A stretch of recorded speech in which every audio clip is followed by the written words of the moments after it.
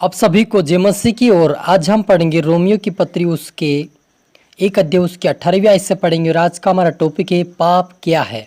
तो यहाँ पर लिखा है, परमेश्वर का क्रोध तो उन लोगों की सब अभक्ति और अधर्म पर स्वर्ग से प्रकट होता है जो सत्य को अधर्म से दबाए रखते हैं, इसलिए कि परमेश्वर के विषय का ज्ञान उनके मनों में प्रकट है, क्योंकि परमेश्वर उन पर प्रकट किया है उसके अनदेखे गुण अर्थात उसकी सनातन सामर्थ्य और परमेश्वर का जगत की सृष्टि के समय से उसके कामों के द्वारा देखने में आते हैं, यहाँ तक कि वे निरुत्तर हैं।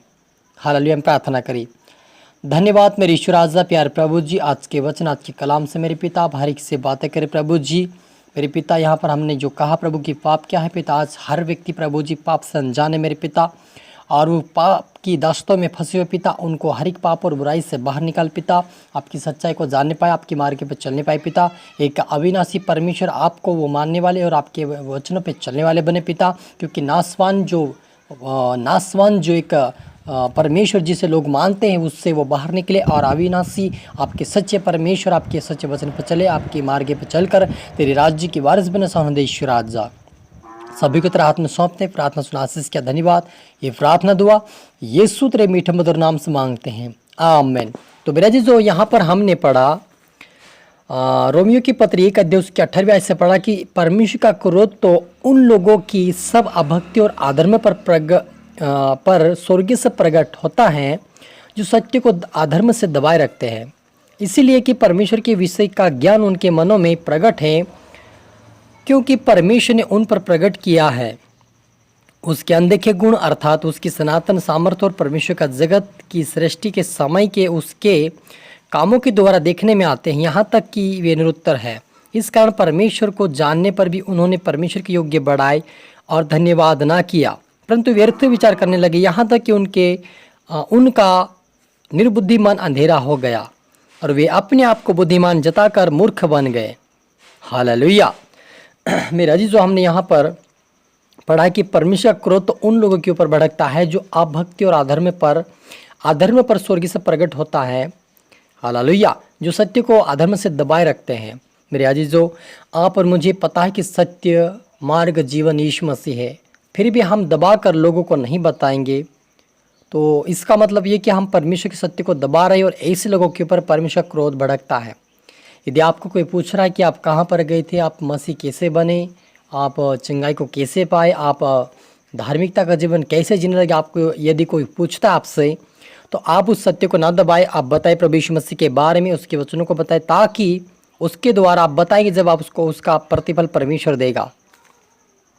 क्योंकि परमेश्वर का जो उसके अनदेखे गुण अर्थात उसकी सनातन सामर्थ्य और परमेश्वर के जगत की सृष्टि के समय से उसके कामों के द्वारा देखने में आता है।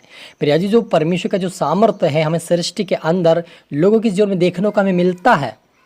चंगाई परमेश्वर देता है, आरगाई परमेश्वर देता है, छुटकारा परमेश्वर देता है, धार्मिकता का जीवन जीना परमेश्वर सिखाता है, हमारे पापों को क्षमा प्रभु यीशु मसीह करता है। आपने लोहो के द्वारा प्रभु यीशु मसीह आप और मेरे पापों को क्षमा किया है, कोड़े खाने के द्वारा उसके कोड़े खाने से हम सबको चंगाई मिली। तो उसी परमेश्वर के हम अनदेखे हमें नहीं करना है, लेकिन वो हमारा जीवित परमेश्वर हम सबको दिखाना है।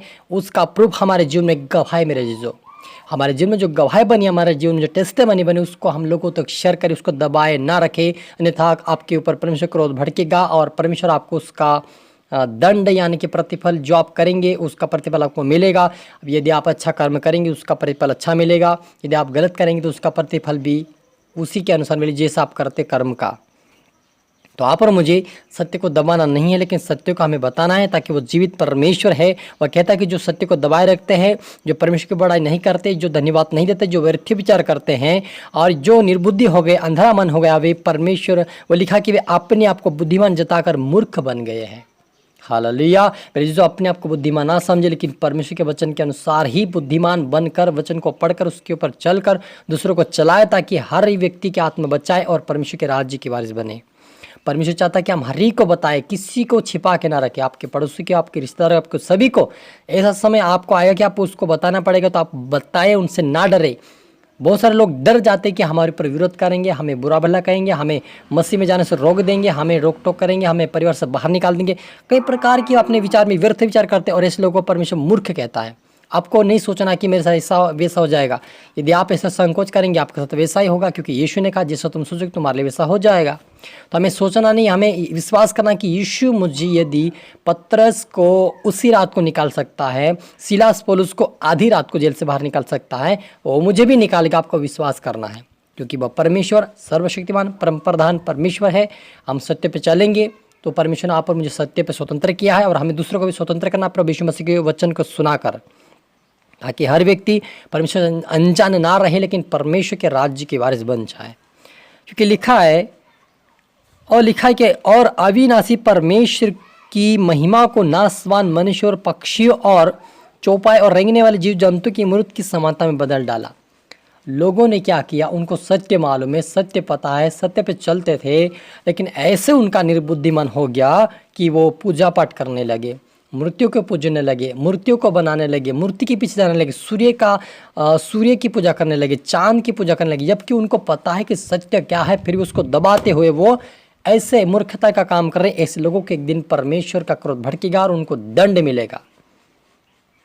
हालेलुया। लेकिन जो कोई सत्य परमेश्वर को मान कर उस पे वचनों पे चलेंगे, दूसरों को भी चलाएंगे, ऐसे को परमेश्वर अपना प्रतिफल वो नहीं खोएगा, वो पाएगा परमेश्वर के राज्य में।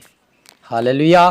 तो आप और मुझे सत्य को नहीं दबाना है, सत्य को बताना है। वो जीवित परमेश्वर है, वो रेंगने वाले जीव जंतु में नहीं रहता है, वो पक्षियों में नहीं रहता, वो चांद सूरज में नहीं रहता, लेकिन वो खुद उसको बनाया अपने हाथों से। वो परमेश्वर जीवित आप और मेरा जिंदा खुदा है, उसको हमें सत्य को बताना है।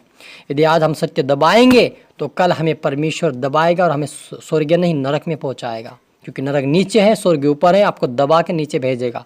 इसलिए आप और मुझे सत्य को बांटना है, सत्य पे चलना है, सत्य को बताना है, ताकि परमेश्वर के वचन से कोई अनजाना रहे, लेकिन हमारी टेस्टमनी बताए, अपने जीवन की गवाही बताए, अपने लोगों की बातें बताए, परमेश्वर के वचनों को बताए, ताकि हर व्यक्ति सुनकर परमेश्वर के मार्ग पे चलकर उसके राज्य के वारिस बने और उसका प्रतिफल हमें स्वर्गीय राज्य में मिलेगा।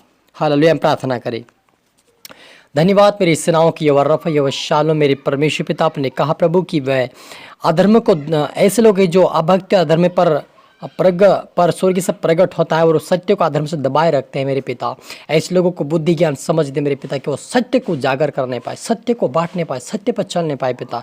जितने आपके बेटा बेटी देख रहे सुन रहे, मैं हर एक के लिए प्रार्थना निवेदन करता यीशु के नाम से, वो पिता परमेश्वर गंदगी और अधर्म से बाहर है मेरे पिता, तेरी धार्मिकता को पहनने पाए, तेरे उद्धार को पाने वाले बन जाए, तेरी मार्ग पर चलने वाले बन जाए, तेरे राज्य के वारिस बन जाए पिता। इनके द्वारा इनका परिवार उद्धार पाए और आशीष पाकर तेरे राज्य के वारिस बने, ऐसे हम घोषणा करते हैं in the name of Jesus के नाम से मेरे पिता।